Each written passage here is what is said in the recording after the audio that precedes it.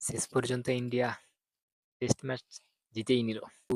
বৃষ্টি হচ্ছিল, বৃষ্টি বিঘ্নিত ম্যাচ ছিল।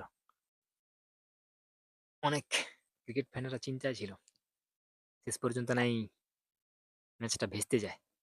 ইন্ডিয়া এত স্ট্রং পজিশনে থাকা সত্ত্বেও যদি না জিততো বৃষ্টির কারণে, তাহলে মন তো ভাঙতই। কিন্তু শেষ পর্যন্ত সেই শেষ উইন যে বল, সেই বলটি শেষ পর্যন্ত মাঠে গড়িয়েছে এবং ইন্ডিয়া জিতেছে। শেষ পর্যন্ত ইন্ডিয়া 165 রানে জিতল।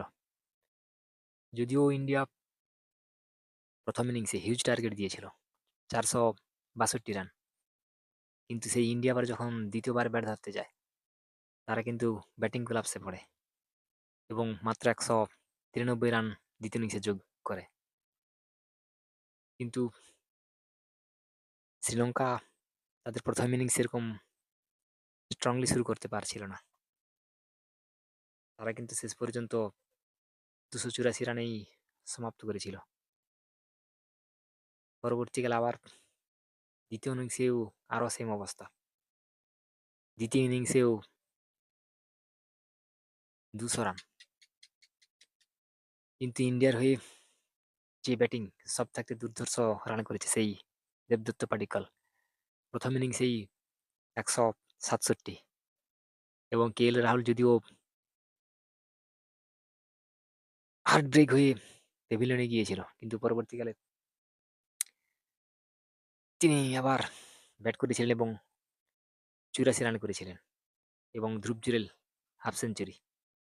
কিন্তু সেই ঋষভ পন্থ প্রথম ইনিংসে সেরকম একটা সন্তোষজনকভাবে রান করতে পারেনি, যার পর প্রত্যাশা ছিল যে ঋষভ পন্থ হয়তো বা টেস্ট ম্যাচে যেভাবে দলে যে জায়গায় চান্স পাচ্ছে,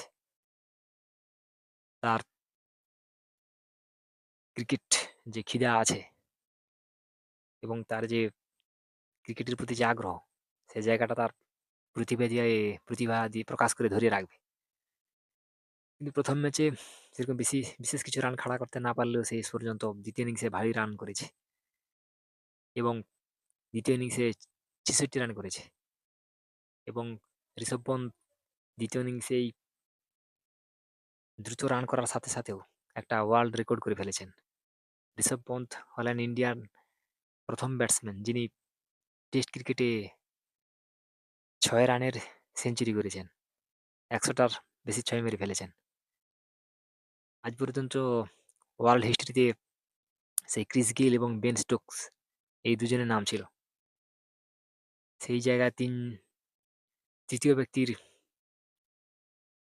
নাম খোদাই করে দিয়েছেন ঋষভ পন্থ এবং ইন্ডিয়ান হিসেবে তিনি প্রথম যিনি হচ্ছে 6 রানের সেঞ্চুরি করেছেন। So big congratulation to Rishabh Pant.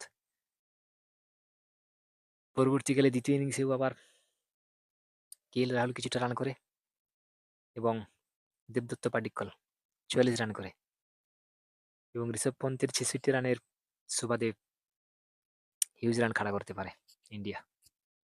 শ্রীলঙ্কাও চেষ্টা করেছে, খেলেছে এবং কাছাকাছি পৌঁছেছে। প্রথম ইনিংসে 284, দ্বিতীয় ইনিংসে 208। শ্রীলঙ্কার সর্বোচ্চ রান করেছে দিনুসা, প্রথম ইনিংসে সেঞ্চুরি এবং দ্বিতীয় ইনিংসে 84। প্রথম ইনিংসে আরেকজন 80 রান করেছিল এবং এই দিনুসা 2 ম্যাচেই গড়পড়তা রান করেছে। So big congratulation to team India এবং শ্রীলঙ্কাও ভালো খেলেছে। সো 4-5 দিন ধরে চলতে থাকা ক্রিকেট ম্যাচের অবসান হলো, ইন্ডিয়া জিতল 165 রানে। সো আপনি কি মনে করেন ইন্ডিয়ার এই টেস্ট ম্যাচ জেতার পেছনে কোন ব্যাটিং বা কোন বোলারের ভূমিকা বেশি ছিল? এবং শ্রীলঙ্কার এই যে দিনুসা সেঞ্চুরি এবং 84 রান, 2 ম্যাচে হিউজ রান করার পরেও হিউজ রানের হার। সো কোনটা ছিল টার্নিং পয়েন্ট? আপনার মূল্যবান মতামত কমেন্ট বক্সে জানাবেন। যে কথাটা সবসময় বলি, সুস্থ থাকবেন, ভালো থাকবেন, সঙ্গে থাকবেন। সো দেখা হবে পরের ভিডিওতে।